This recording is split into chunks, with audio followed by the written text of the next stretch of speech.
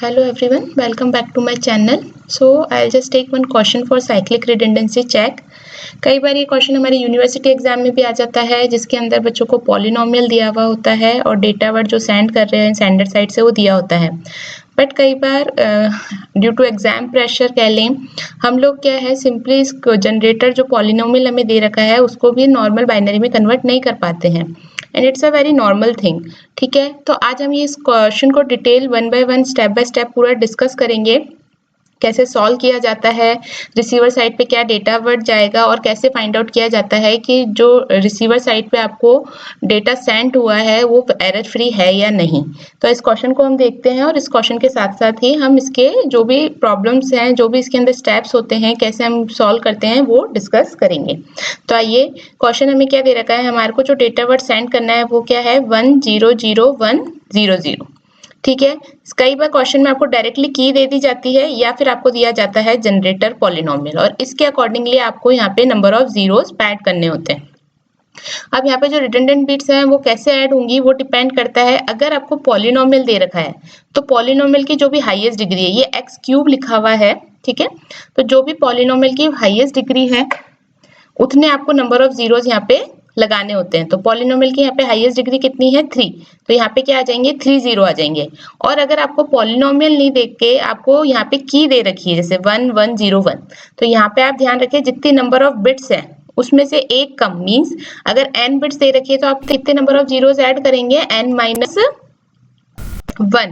Okay, तो यहाँ पे देखिए कैसे होगा, यहाँ पे हमारा को जो डेटा में रिडंडेंट बिट्स होंगी वो कैसे ऐड हो जाएंगी। यहाँ पे अगर हम देखें तो यहाँ हो जाएगा आपका 100100 और हमारी की क्या है 1101। अब देखो ये 1101 या तो आपको डायरेक्ट दी हुई होगी या फिर आपको पॉलिनोमियल दिया हुआ होगा। अगर पॉलिनोमियल दिया हुआ है तो हम कैसे निकालेंगे, हाईएस्ट डिग्री आपको दे रखी है एक्स क्यूब, तो एक्स क्यूब का जो आपका कोफिशिएंट है वो 1 हो जाएगा क्योंकि ये एग्जिस्ट कर रहा है पॉलिनोमियल में। एक्स स्क्वायर का कोफिशिएंट भी गिवन है इसलिए एक्स स्क्वायर भी गिवन है इसलिए इसका कोफिशिएंट भी 1 हो जाएगा। अब देखिए एक्स स्क्वायर के बाद नेक्स्ट जो डिक्रीजिंग वैल्यू होगी वो क्या होगी x1 होगी, x पावर 1। ठीक है, ये इस तरीके से होगा polynomial basically, x power 0, x power 1, x power 2 and x power 3। इस तरीके से हम लिख सकते हैं हमारे इस पॉलिनोमियल को। x पावर 3 तक ही क्यों लिखा, क्योंकि हाईएस्ट जो हमें डिग्री दे रखी है वो x पावर 3 दे रखी है। तो अब देखिए x पावर 3 की जगह हमने 1 क्यों लिखा, क्योंकि ये हमारे पॉलिनोमियल के अंदर प्रेजेंट है, यानी कि इसका कोफिशिएंट 1 रहा होगा, 1 मल्टीप्लाई बाय x बाय 3 रहा होगा, इसलिए x बाय 3 आपका x पावर 3 आपका जनरेटर पॉलिनोमियल में एग्जिस्ट कर रहा है। इस तरह से एक्स स्क्वायर भी आपका जनरेटर पॉलिनोमियल में एग्जिस्ट कर रहा है, इसलिए इसका कोफिशिएंट भी हमने 1 लिखा। लेकिन x की पावर जो 1 है इसका कोफिशिएंट, ये जो x पावर 1 है ये हमारे पॉलिनोमियल में एग्जिस्ट नहीं कर रहा, तो यहाँ पे हमें इसके लिए क्या लिखना पड़ेगा, इसके कोफिशिएंट को 0, क्योंकि जब 0 को आप x से मल्टीप्लाई करेंगे तो वैल्यू 0 आएगी और वो ही हमें चाहिए क्योंकि हमारे पॉलिनोमियल में x पावर 1 प्रेजेंट नहीं है। लेकिन हमारे पॉलिनोमियल में x पावर 0 प्रेजेंट है। x power 0 is equal to क्या होता है 1 होता है और 1 हमारे पॉलिनोमियल में प्रेजेंट है, तो इसका कोफिशिएंट भी क्या रहा होगा 1, तो यहाँ हो जाएगा ये 1। तो हमें जो भी हाईएस्ट डिग्री दे रखी है वहां से स्टार्ट करके x पावर 0 तक सारी टर्म्स को लिखना है और फिर देखना है जो भी पॉलिनोमियल में प्रेजेंट है उनका कोफिशिएंट तो 1 हो जाएगा और जो पावर्स पॉलिनोमियल में प्रेजेंट नहीं है उनका कोफिशिएंट हो जाएगा 0। इस तरीके से देखो ये 1101 निकला और यही की आपको यहाँ पे देखिए मैच हो रही है, सेम है। ठीक है, तो एग्जाम में आपके पास डायरेक्ट की भी आ सकती है और जनरली जो अगर हम कॉम्पिटिटिव एग्जाम्स की बात करें स्पेशली तो उसके अंदर आपको पॉलिनोमियल ही गिवन होता है, तो ये निकालने में ज्यादा टाइम नहीं लगता, बट हमें आना चाहिए कि कैसे आप पॉलिनोमियल से की जनरेट करते हैं। डेटा आपको दे रखा है 100100 और आपसे पूछा है कि हम कौन सा कोड वर्ड सेट करेंगे रिसीवर साइड पे। तो सबसे पहले हमें यहाँ ऐड करनी पड़ेंगी रिडंडेंट बिट्स। तो रिडंडेंट बिट्स कितनी ऐड हो जाएंगी, अभी मैंने बताया अगर की दे रखी है तो जितने नंबर ऑफ बिट्स है उससे एक कम, यानी 4 - 1 3, या फिर जो हाईएस्ट डिग्री है आपकी पॉलिनोमियल की उतनी 0, तो 3 है तो यहाँ पे कितने ऐड हो जाएंगे 1 2 एंड 3। ओके, अब बस सिंपल क्या करना है, हमें यहाँ पे परफॉर्म करना है सीआरसी। सीआरसी कैसे परफॉर्म होता है, यहाँ पे एक्सॉर ऑपरेशन परफॉर्म होता है हमारे डिविजन के साथ आपके डेटा वर्ड का। तो यहाँ पे हम क्या लिखेंगे 1101, इसमें ये ध्यान रखना है यहाँ एक्सॉर परफॉर्म होगा, तो 1101 एक्सॉर परफॉर्म होगा। यहाँ पे एक्सॉर हमें पता है क्या होता है, इनइक्वालिटी ऑपरेटर होता है, यानी कि अगर दो वैल्यूज इक्वल नहीं होंगी तो 1 आएगा, अदरवाइज 0 आएगा। तो यहाँ पे इनइक्वालिटी ऑपरेटर है तो 1 1 पे क्या हो जाते हैं, एक्सॉर ऑपरेशन 0 0 0 पे भी 0 0 1 पे हो जाएगा 1 और 1 1 पे हो जाएगा 0। नाउ अब हमें यहाँ से कितनी बिट्स लेनी है, क्योंकि हमें 4 बिट्स के साथ एक्सॉर करना है तो यहाँ पे भी आपकी 4 बिट्स होनी चाहिए। तो आप यहाँ पर LSB से स्टार्ट कीजिए, जो least significant sorry left most bit से स्टार्ट कीजिए। तो लेफ्ट मोस्ट बिट जो 1 होती है वहां से आप काउंटिंग करना स्टार्ट करेंगे, कितनी बिट्स हैं आपके पास, 1 2 एंड 3 बिट्स हैं, लेकिन हमें 4 बिट्स चाहिए तो यहाँ से हमें 0 को यहाँ पे प्लेस कर देंगे। ठीक है, यहाँ पे हमें रिमाइंडर से मतलब है, इसलिए हम यहाँ क्वेश्चन को नहीं लिखेंगे, यहाँ पे हमारे को रिमाइंडर चाहिए। तो अब वापस यहाँ पे क्या आ जाएगा, ये 1101 से वापस एक्सॉर हो जाएगा। ठीक है, वापस इनइक्वालिटी ऑपरेटर, तो 0 1 is 1 0 0 is 0 0 1 is 1 and 1 1 is 0। तो ये 0 हमें नहीं चाहिए, अब हमें लेफ्ट मोस्ट बिट 1 देखनी है सबसे पहले, तो ये 1 है, तो यहाँ से आपका एक 0 और आप यहाँ ले लेंगे। तो वापस हम क्या लिखेंगे, 1 1 0 1 सेम, वापस आपके क्या हो जाएगा, यहाँ पे एक्सॉर परफॉर्म होगा। तो 0 1 is 1 1 0 is 1 0 1 is 1 and 1 1 is 0। तो यहाँ पे ये आपका यहाँ से स्टार्ट करेंगे वापस, तो हमें एक बिट और यहाँ से लेनी पड़ेगी। तो ये हो गया 1 1 1 0, तो इसको वापस एक्सॉर कराएं। ठीक है, ये 0 1 एंड 1। अब हमारे को देखो, हमारे पास यहाँ 2 ही बिट्स हैं। ठीक है, तो हमें कितनी बिट्स चाहिए होंगी, ऊपर से भी 2 बिट्स चाहिए होंगी, तो 2 बिट्स कौन सी हो जाएंगी, ये हो जाएंगी। तो यहाँ पे आ जाएगा 0 एंड 0।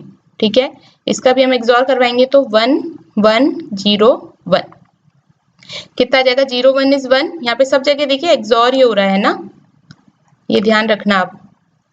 ठीक है, 0 0 is 0 and 1 1 is 0 and 1 1 is 0। अब देखिए ऊपर कोई भी बिट्स नहीं बची है, तो अब यहाँ पे आपको हो जाना है स्टॉप। अब हमें देखना है कि हमको ये जो हमने 3 रिडंडेंट बिट्स ऐड करी थी 0 0 0, यहाँ पे आपकी क्या वैल्यू प्लेस होगी। तो आप यहाँ पे स्टार्ट कीजिए राइट मोस्ट बिट से, और राइट मोस्ट बिट से या फिर आप बोल दीजिए लीस्ट सिग्निफिकेंट बिट से स्टार्ट काउंटिंग करना कीजिए कि 3 बिट्स आपको लेनी है। तो 1 2 एंड 3, यानी ये 3 बिट्स जो होंगे ये आपकी ऐड होंगे यहाँ पर, इसकी जगह रिप्लेस होंगी। जो 0 0 0 लिखा था उसकी जगह क्या रिप्लेस हो जाएगा, 0 0 1। यानी कि आपका डेटा वर्ड क्या सेंड होगा रिसीवर साइड पे, जो डेटा वर्ड था वो तो आ जाएगा 1 0 0 1 0 एंड 0, और जो ये 3 आपने 0 0 0 रिडंडेंट बिट्स ऐड की थी उसकी जगह क्या आ जाएगा, जो ये रिमाइंडर बचा है विच इज 0 ओके 0 0 एंड 1, ये आपका जाएगा रिसीवर साइड पे 1 0 0 1 0 0 0 0 1। ठीक है, ये आपका रिसीवर साइड पे जाएगा। तो कई बार तो बस क्वेश्चन इतना ही पूछ लिया जाता है कि रिसीवर साइड पे आपका क्या डेटा सेंड हो रहा है, तो ये आप ऐसे निकाल सकते हैं। ठीक है, एक आपसे पूछा जाता है कई बार कि रिसीवर साइड का डेटा गिवन है आपको, कि ये डेटा गिवन है और पॉलिनोमियल या की आपको दे रखी है, आपको फाइंड आउट करना है कि कोई एरर है या नहीं। तो उसके लिए वापस आपको क्या करना होता है, जो रिसीवर साइड पे डेटा है उसका वापस आप एक्सॉर ऑपरेशंस परफॉर्म करवाते हो, यानी साइक्लिक रिडंडेंसी चेक परफॉर्म करवाते हो की के साथ। ठीक है, तो देखिए इसको परफॉर्म कीजिए, तो 1 1 0 1 यहाँ पे लिखेंगे 1 1 0 1, तो क्या आ जाएगा, एक्सॉर ही हो रहा है यहाँ पे भी, तो 0 0 1 0, यहाँ पे एक 0 आ जाएगा। ठीक है, सेम ही करना है जैसे हमने सेंटर साइड पे किया था। फिर वापस लिखेंगे 1 1 0 1, तो ये कितना आ जाएगा, 0 1 0 1। ठीक है, फिर ये 0 आ जाएगा नीचे, तो ये क्या हो जाएगा 0, तो यहाँ पे वापस लिखिए 1 1 0 1, एक्सॉर करवाइए, तो 0 1 1 एंड 1। ठीक है, अब कौन सा 0 आ जाएगा, ये वाला आ जाएगा, तो ये यहाँ पे लिखिए इसको 0, फिर से हम एक्सॉर करवाएंगे तो क्या आ जाएगा 1 1 0 1, तो ये कितना हो जाएगा 0 0 1 एंड 1। अब हमारे पास नीचे सिर्फ 2 ही बिट्स बची हैं, तो ये 2 बिट्स हम ले लेंगे यहाँ से, तो कितना हो गया 0 एंड 1। इसका एक्सॉर कराएंगे तो 1 1 0 1, और इसका एक्सॉर आप कराओगे तो क्या आएगा आपका 0 0 0 एंड 0। ओके, तो देखिए अगर रिसीवर साइड पे आपको रिमाइंडर में 0 मिल जाता है, इसका मतलब आपका जो डेटा वर्ड आपको रिसीव हुआ है वो डेटा वर्ड कैसा है, एरर फ्री। अगर रिमाइंडर 0 हो जाता है रिसीवर साइड पे, जब आप XOR करवाते हो की के साथ CRC परफॉर्म करते हो, अगर आपका जो रिमाइंडर है 0 है, इसका मतलब आपको जो डेटा मिला है वो एरर फ्री है, यानी एरर डेटा में कोई भी एरर नहीं है। लेकिन अगर यहाँ पे कुछ भी एरर आ जाए, ठीक है, यानी कि अगर यहाँ पे रिमाइंडर 0 नहीं आए, कुछ बिट्स आ जाएं जो कि प्रेजेंट है, जो कि रिमाइंडर 0 के इक्वल नहीं है, तो उस केस में आपका जो डेटा होता है वो एरर वाला होता है। ठीक है, डेटा में एरर प्रेजेंट होती है। ठीक है, तो ये आज हमने एक एग्जांपल देखा जिसके अंदर हमने देखा कि हमको सेंडर साइड का डेटा दे रखा था, की दे रखी थी, उस पर हमने CRC परफॉर्म करके रिसीवर साइड पे डेटा सेंड किया, और ये भी फाइंड आउट किया कि रिसीवर साइड का अगर डेटा गिवन है और हमको पॉलिनोमियल गिवन है तो हम कैसे फाइंड आउट कर सकते हैं कि डेटा में एरर है या नहीं। तो अगर रिमाइंडर 0 है तो डेटा में एरर नहीं है, अगर रिमाइंडर 0 नहीं है इसका मतलब डेटा में एरर है। इस तरीके से सॉल्व करते हैं CRC के क्वेश्चन को। तो आई होप ये क्वेश्चन आपको समझ में आया होगा, वीडियो अच्छा लगा होगा। वीडियो अच्छा लगा है तो प्लीज लाइक कीजिए, सब्सक्राइब कीजिए, शेयर कीजिए चैनल को। Thank you.